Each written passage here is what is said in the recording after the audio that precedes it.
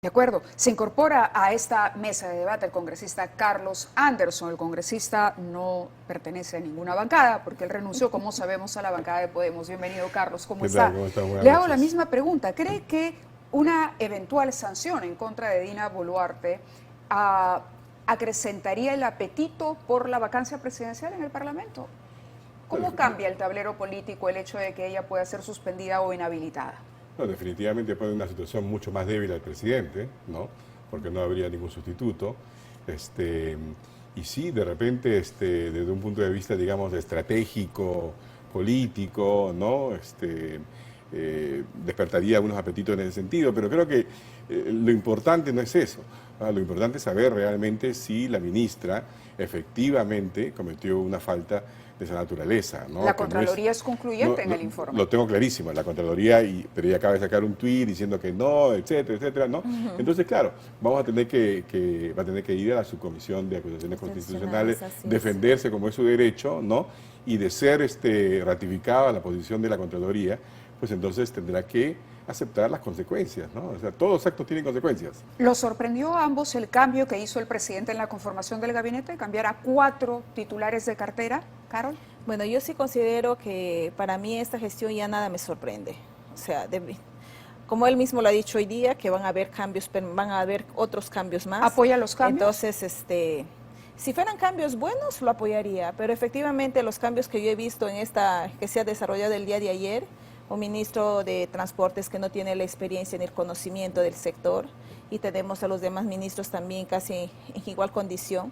Entonces yo sí creo que allí hay más bien una enorme irresponsabilidad frente a las decisiones que se está tomando y el que sale perdiendo ese país, ¿no? Lamentablemente yo no sé qué está pensando el presidente, si realmente está pensando en él o está pensando en el país, o está pensando en sus grupos o está pensando en la gente que necesita trabajo, que necesita empleo, que necesita mejores condiciones de vida realmente. ¿Qué opina Carlos Anderson? ¿Salvaría alguno de los nombramientos? A ver, yo no sé qué está pensando el presidente, pero sí sé en qué no está pensando. No está pensando en el bienestar del pueblo, definitivamente, ¿no? Y la mejor prueba de eso es que en una situación de hambre, porque el hambre existe en el Perú, ¿no? 43, 44% de los niños están desnutridos en promedio.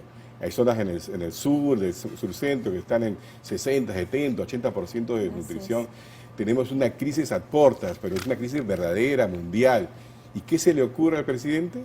De la mano, por supuesto, de su primer ministro, traer a alguien que no tiene pero ni la más mínima idea. Estamos hablando del ministro, el nuevo ministro flamante, ministro de Agricultura, Javier Arce. Exacto, por lo menos no está involucrado en 2 asesinatos, como lo estuvo el señor Sea, ¿no? Y ese es un avance, si tú quieres, ¿no?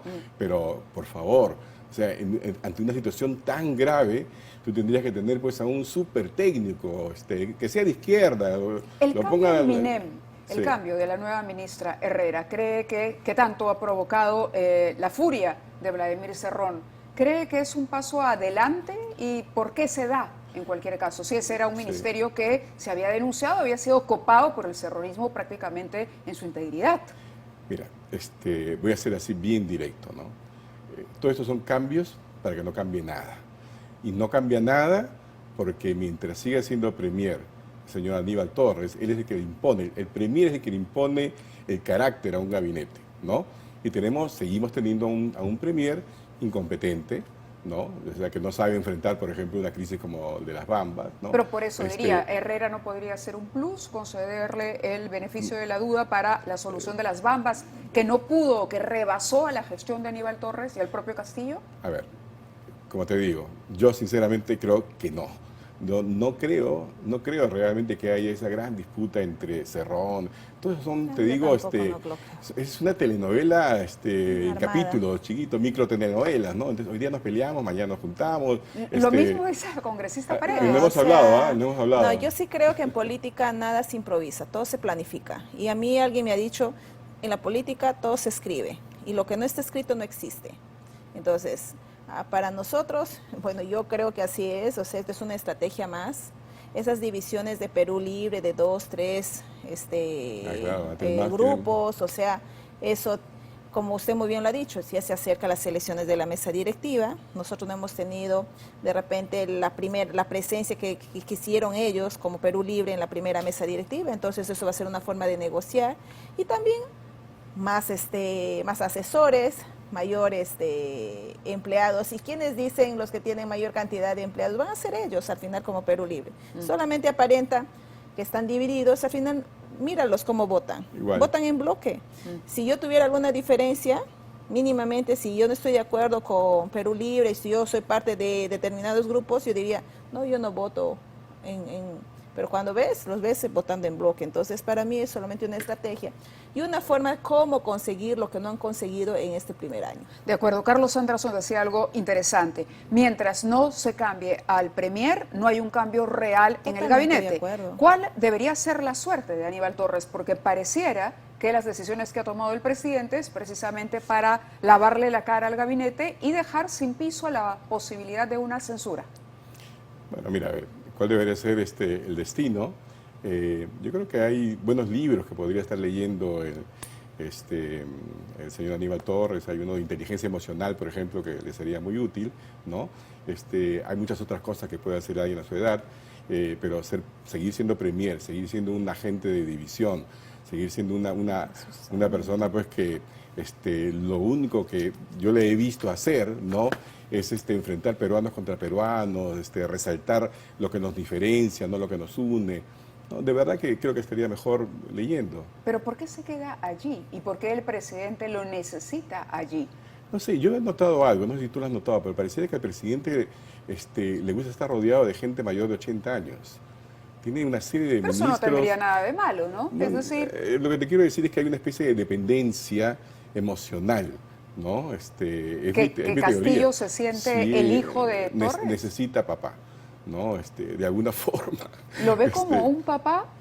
Pareciera que sí. Porque yo él lo podría defiende, desarrollar ¿no? una hipótesis más sofisticada, que ver. tendría que ver con el tema de lo que hizo en su momento el papel desempeñado por Torres en el Ministerio de Justicia, por ejemplo, con las de denuncias protector. en su momento del procurador. Sí, claro, de protector. Podría ser. Bueno, el papá es protector, pues, ¿no? El papá es protector. Claro. ¿Qué opina Carol Paredes?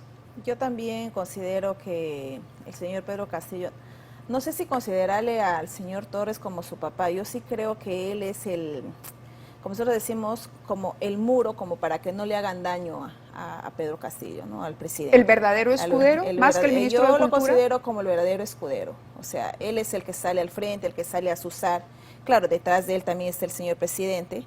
Y el otro tema es, como ya lo dijo mi colega, lo que ellos también es ahí pues como parte de la estrategia, ¿no? Asusan a la gente, insultan al Congreso, ponen en contra, no solamente del Congreso, sino de los propios medios de comunicación también. Entonces ahí dicen, no, entonces vamos en este norte para que la gente, y además considero que ahí también hay una política de victimización y también de trabajar una autoestima totalmente baja, ¿no? Cuando nos dicen que somos pobres, ¿qué nos están diciendo? Yo no considero eso un cariño, yo considero que ese es un insulto, ¿no? Cuando Totalmente dicen, de acuerdo. somos los profesores, los pobres, yo soy profesora, ¿no? Entonces, que los pobres, y nosotros no podemos seguir alimentando ese tipo de autoestima social en nuestra gente y una baja autoestima. Si nosotros somos maestros, tenemos que ser los primeros en levantar la autoestima de nuestra gente.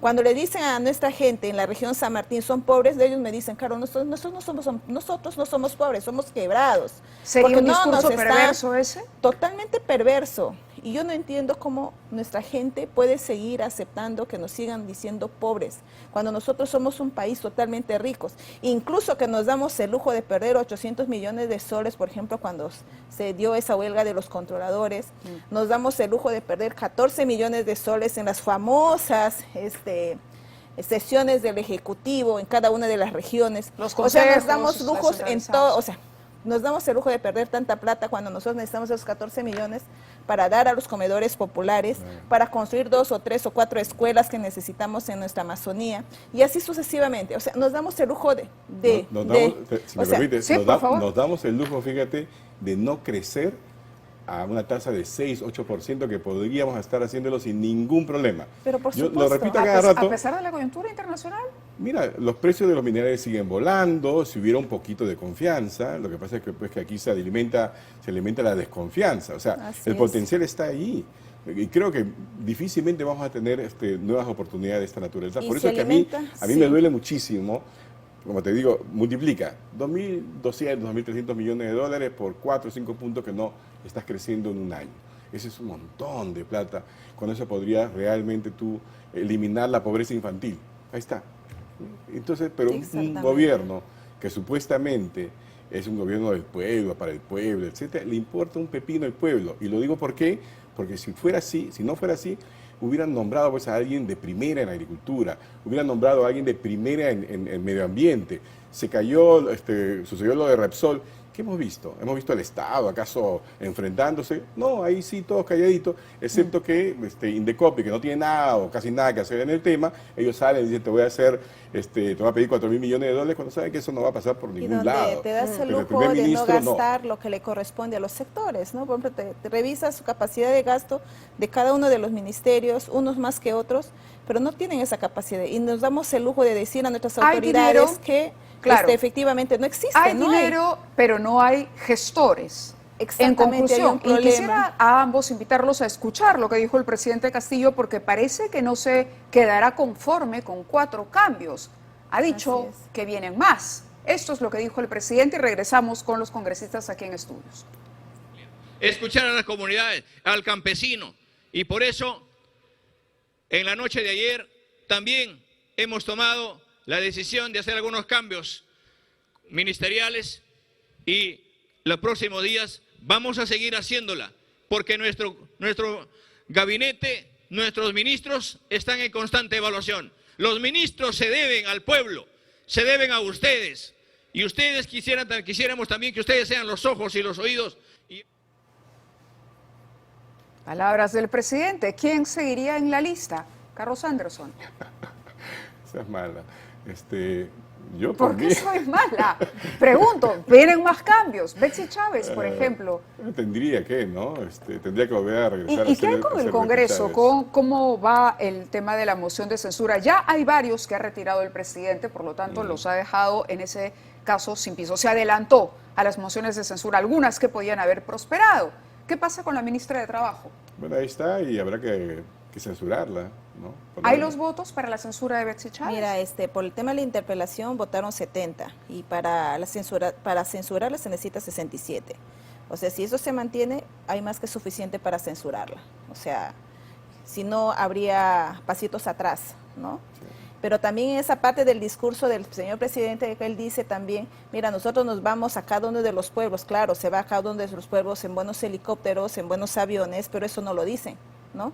Tendríamos que aumentar y escuchar más ese discurso que él el día de hoy ha dado, ayer si no me equivoco, cuando él dice, sí, pues estamos con el pueblo, pero con los recursos del pueblo, bueno, pues con la plata del pueblo. Se usaba un helicóptero para ir a visitar a tu pueblo o sea, esas son las cosas, pues, o sea, tenemos tremenda incoherencia, no solamente con nuestro discurso, sino con nuestras propias acciones.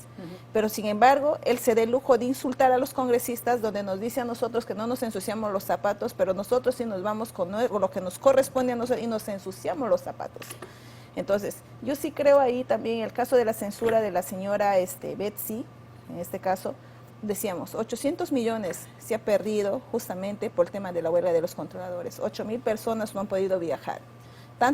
Buena cantidad de vuelos que no se han podido dar. Y encima, si nosotros sumamos también el tema emocional de cada una de esas familias, tendría que ser más dinero, ¿no?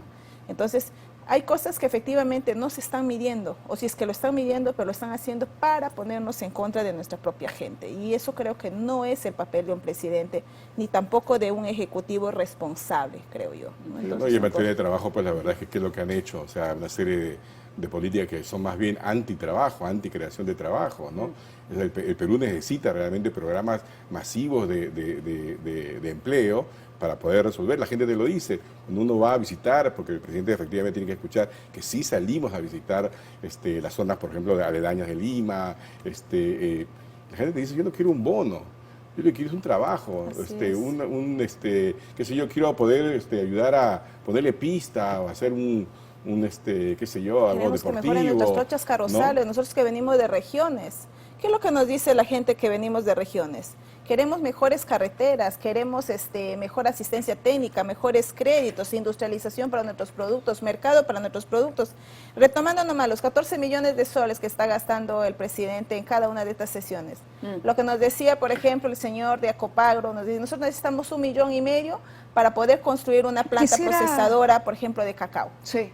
Y una cosa también de naranja que se está pudiendo. Claro, no hay gestión, no hay conocimiento de la realidad, pero desde el Congreso también cabría la autocrítica, es decir, el Congreso tiene la posibilidad de hacer control político. El día de hoy más temprano escuchaba un debate también entre congresistas que decían que finalmente todavía nadie había hecho suya la presentación o la recolección de firmas para censurar a Aníbal Torres, por el temor famoso de la bala de plata, porque sería ya la caída de un presidente del Consejo de Ministros y que a la siguiente entonces se podría poner a alguien peor y más complejo, polémico que Aníbal Torres para provocar al Congreso. Esa es la actitud que hay en el Congreso con Aníbal Torres. Yo creo que eso no va a haber ningún tipo de cambio ahí. ¿Usted tiene un problema personal con el señor Aníbal Torres o no? ¿Yo? ¿Por qué? No, porque porque me ha retado a un test de inteligencia.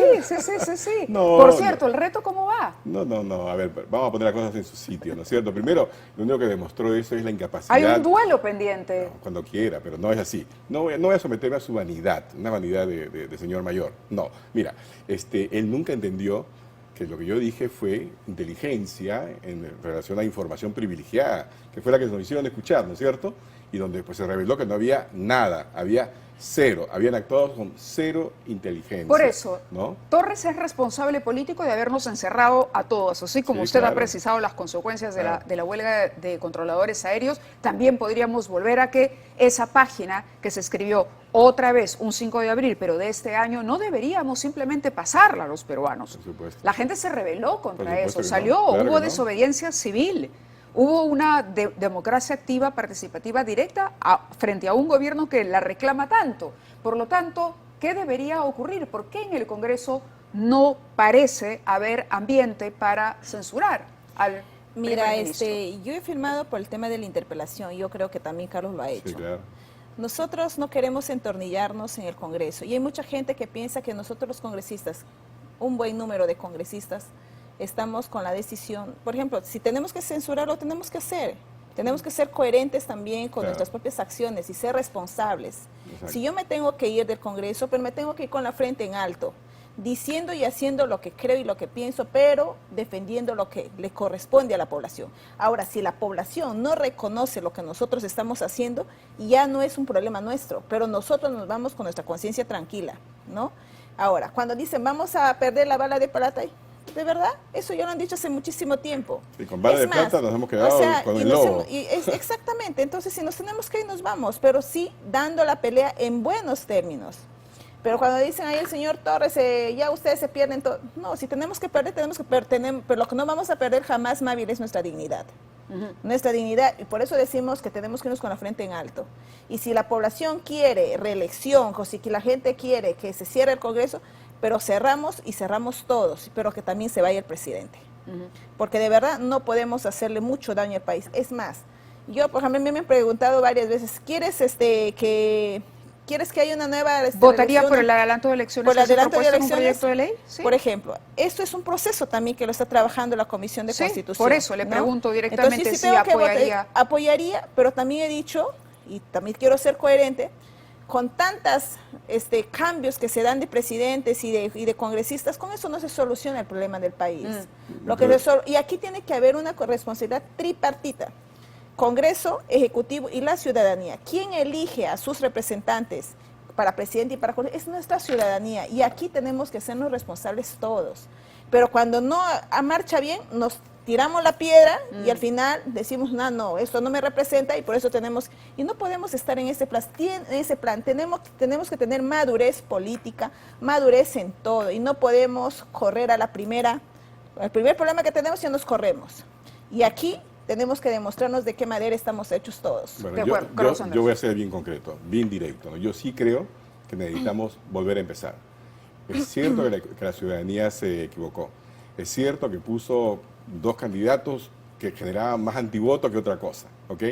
Pero eso no nos puede condenar a 4 años más de esta tortura, de este desperdicio, de este mal gobierno. Así que sí, si tenemos que irnos todos, yo soy primerito en firmar elecciones generales, ¿no? Lo dije aquí contigo, pero creo que hace mucho tiempo, ¿no? Desafortunadamente pareciera que en el Congreso sí pues hay algunos congresistas que creo yo, no están pensando necesariamente en el país, porque pensar en el país en estos momentos es empujar esa propuesta, ¿no? Demasiado cálculo, demasiada bala de plata, ¿no? Y nos quedamos con el hombre lobo. No. O sea, tenemos que cambiar. De acuerdo, tenemos que ir a la pausa, pero sí quiero agradecerle a la congresista Paredes que llegó un poquito más temprano, estuvo con nosotros, que nos haya acompañado. Al señor Anderson le pido que nos espere unos minutos más después de la pausa. Nos vamos y al volver